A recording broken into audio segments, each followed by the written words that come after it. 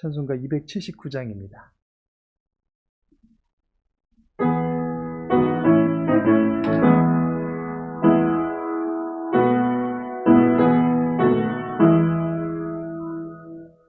인내하신 구세주여 내가 비오니 죄인노라 하시네에 날 부르소서. 주여 주여 내가 비오니 죄인노라 하시네에 날 부르소서. 자비하신 보좌 앞에 울어 엎드려 자복함을 회개하리 믿음 주소서. 주여 주여 내가 비오니 죄인노라 하시네 날 부르소서. 주의 공로 의지하여 주께 가오니 상한 마음을 고치시고 구원하소서. 주여 주여 내가 비오니 죄인노라 하시네 날 부르소서. 만복 그는 우리 주여 위로하소서. 우리 주와 같으신 어디 있을까. 주여 주여 내가 비오니 죄인노라 하시네 날 부르소서.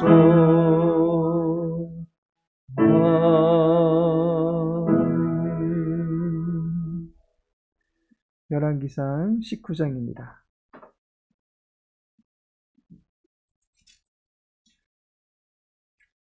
열왕기상 19장 15절에서 18절까지 말씀입니다. 15절에서 18절까지 함께 읽겠습니다. 여호와께서 그에게 이르시되 너는 내 길을 돌이켜 광야를 통하여 다메섹에 가서 이르거든 하사엘에게 기름을 부어 아람의 왕이 되게 하고 너는 또 님시의 아들 예후에게 기름을 부어 이스라엘의 왕이 되게 하고 또 아벨모홀라 사밧의 아들 엘리사에게 기름을 부어 너를 대신하여 선지자가 되게 하라. 하사엘의 칼을 피하는 자를 예후가 죽일 것이요 예후의 칼을 피하는 자를 엘리사가 죽이리라. 그러나 내가 이스라엘 가운데 7,000명을 남기리니 다 바알에게 무릎을 꿇지 아니하고 다 바알에게 입맞추지 아니한 자니라. 아멘. 오늘의 본문의 말씀 통해서 내 길을 돌이켜 라는 제목으로 함께 말씀 나누고자 합니다.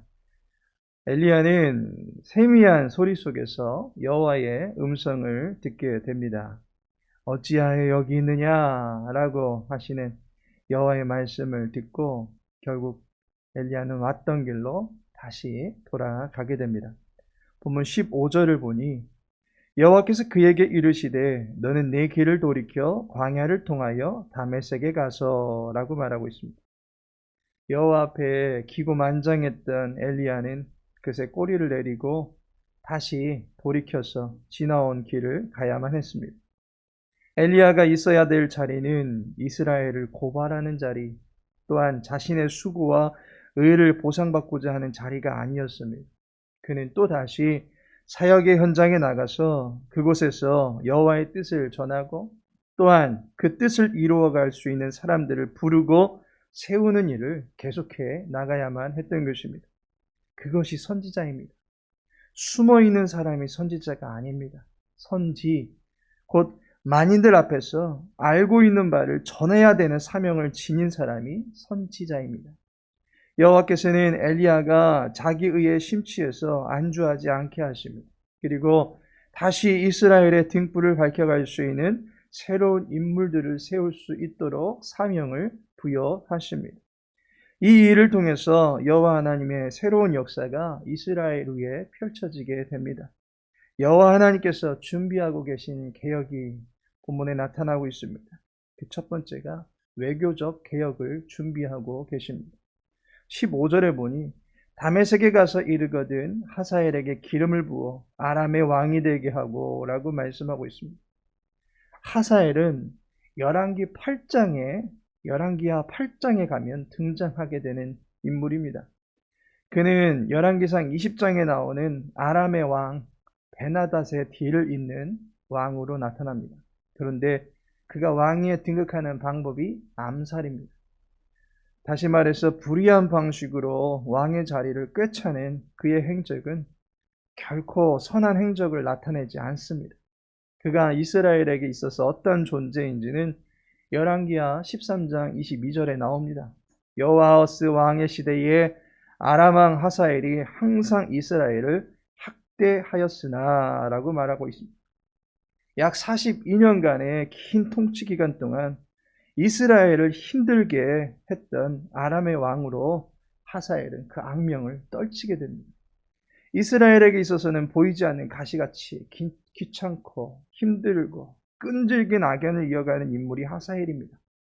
왜 이러한 사람에게 기름을 붓게 만드십니까? 왜 그를 역사에 등장시키는 것입니까? 그것은 열왕기상 20장에서 살펴보겠지만 아합이 여호와가 아닌 이방을 의지하려 했기 때문입니다. 하사엘은 이스라엘을 깨우치게 하려는 외부에 세워놓은 자극제가 되는 것입니다. 아합은 그가 가진 병거를 의지하고 또한 사람과 열방을 의지하려는 자세를 지녔던 왕입니다. 이스라엘은 칼과 창에 힘을 두고 있는 나라가 아니고 그 호흡이 코에 있는 인생들을 의지하는 것에서 평안을 누리는 나라가 아닙니다. 오직 여호와를 경외하고 그분을 신뢰하는 민족이 되어야만 하는 것입니다. 여호와 하나님은 이 일을 위해서 이방 나라의 채찍을 들어서 이스라엘을 호되게 개혁시키고자 하셨던 것입니다. 두 번째로는 정치적인 개혁이 일어납니다. 외부의 자극제가 하사엘이었다면 내부의 자극제는 누가 맡겠습니까? 바로 예후입니다. 16절을 보시면 너는 또 nim시의 아들 예후에게 기름을 부어 이스라엘의 왕이 되게 하고 라고 말하고 있습니다. 예후는 오므리 아합 왕조 그리고 그의 뒤를 이은 아하시아와 여호람에 이르기까지 온 나라가 우상숭배로 짙게 물들어져 있던 그 시기에 칼로 이스라엘을 개혁해 나간 인물입니다. 그는 왕으로 등극할 때에 아합의 집에 속한 남아있는 모든 자를 죽입니다. 아합의 수하에서 꿀을 빨고 있던 모든 권력자들과 종교 지도자들을 단호히 숙청합니다.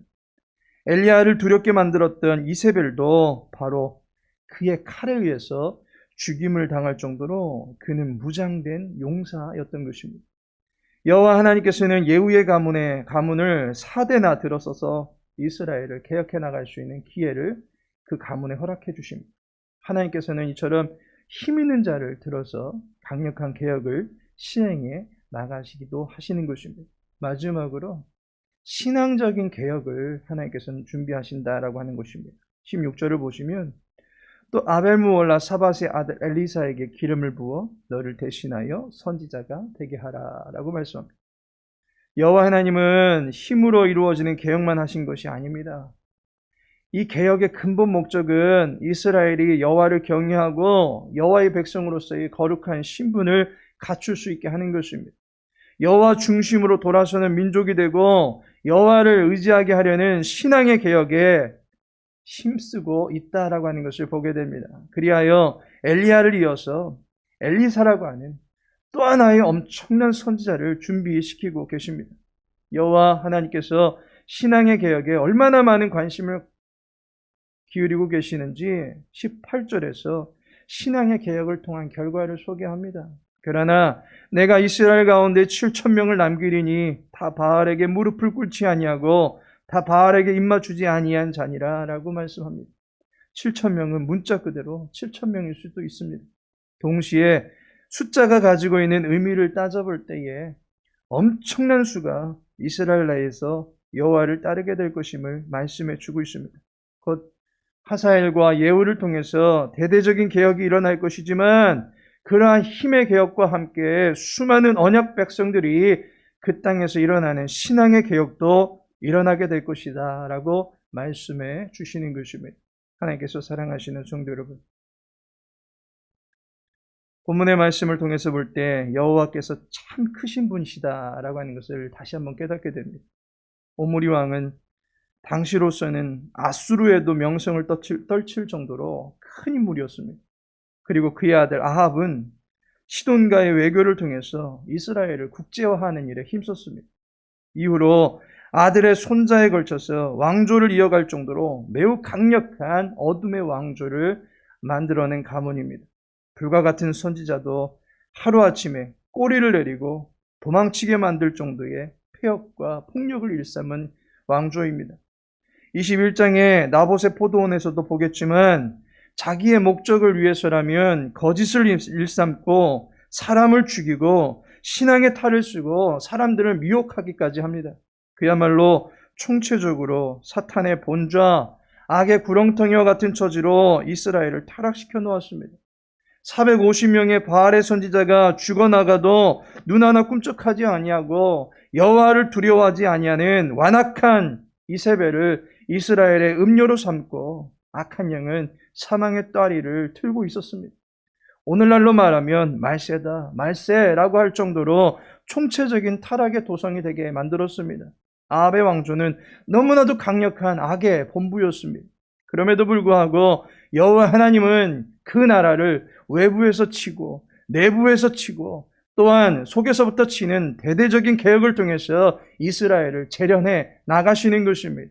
때로는 강한 자를 들어 쓰시고 때로는 더욱더 강성한 악인의 괴롭힘을 허용하기도 하시고 그러면서 여호와의 말씀으로 이스라엘을 돌이키고 제대로 된 민족 만드시려고 하는 여호와의 열심이 있는 개혁 작업이 시행되는 것을 보게 됩니다. 여호와의 열심은 호렙산의 한 동굴로 숨어버린 엘리야처럼 잠깐 수고하다가 물러서지 않습니다. 금방 식어지는 열심이 아니었습니다. 역사가 이어져서 신약시대에 여호와께서 행하신 열심을 보시기 바랍니다.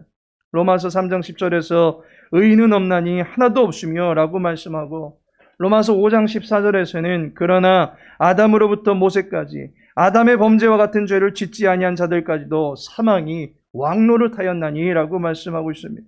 이 땅 위에 사망의 그림자가 드리워지고 모든 백성들이 악한 영에 사로잡혀 총체적인 심판에 직면해 있을 때에는 피 흘림이 없은즉 죄삼이 없다라고 말씀하셨던 그 말씀을 통해서 모든 사람들의 죄를 대속하시려고 독생자 예수의 거룩한 피 흘림까지도 강행케 하신 분이 여호와 하나님이십니다.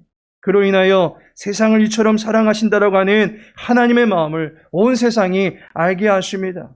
그 아들 예수를 그리스도로 믿고 따르는 믿음의 백성들을 이 땅 위에 남겨두시고 앞으로도 남겨두시려고 하십니다. 이 일을 행하시는 여호와 하나님께서 그야말로 크고 위대하신 분 아니시겠습니까? 그분의 편에 있을 때에 영원히 멸망할 수 없으며 보존되고 다시금 일어날 수 있게 되는 것입니다. 이스라엘 땅을 개혁해내시는 하나님, 그로 말미암아 온 세상을 살려내시고자 하시는 하나님, 그 하나님이 바로 저와 여러분의 하나님이 되시는 줄로 믿습니다. 우리의 삶도 개혁되어서 하나님을 인정하는 거룩함을 갖출 수 있도록 도와주시는 줄로 믿습니다. 우리의 영혼과 우리의 육체와 우리의 심령의 모든 생각까지도 거룩하게 개혁시키셔서 이 시대에 하나님께서 들어 쓰시는 의의 도구가 되어 하나님의 영광을 위하여 살아가도록 이끌어 주시는 줄로 믿습니다. 우리를 거룩하게 변화시켜 주시는 여호와의 능력으로 다시금 주의 교회와 이 시대 앞에 당당하게 설 수 있는 저와 여러분의 삶이 되기를 예수님의 이름으로 축복합니다. 다 같이 기도합니다. 아버지 하나님, 우리의 삶에 예수 그리스도를 보내주시어서 생명으로의 성숙과 변화가 나타나게 하심을 감사를 드립니다. 우리의 수고하는 것과 마음에 품는 모든 것에서 하나님의 영광이 나타날 수 있게 하옵소서. 우리의 신앙에 오직 말씀으로 인한 거룩한 변화가 나타나게 하여 주옵소서. 그리스도의 마음을 배우고 겸손함으로 무장하여 여호와의 하나님 되심을 인정하며 여호와를 예비함이 우리의 거룩한 본분임을 잊지 아니하도록 도와주옵소서. 오늘은 이 나라의 대통령을 선출하는 날입니다.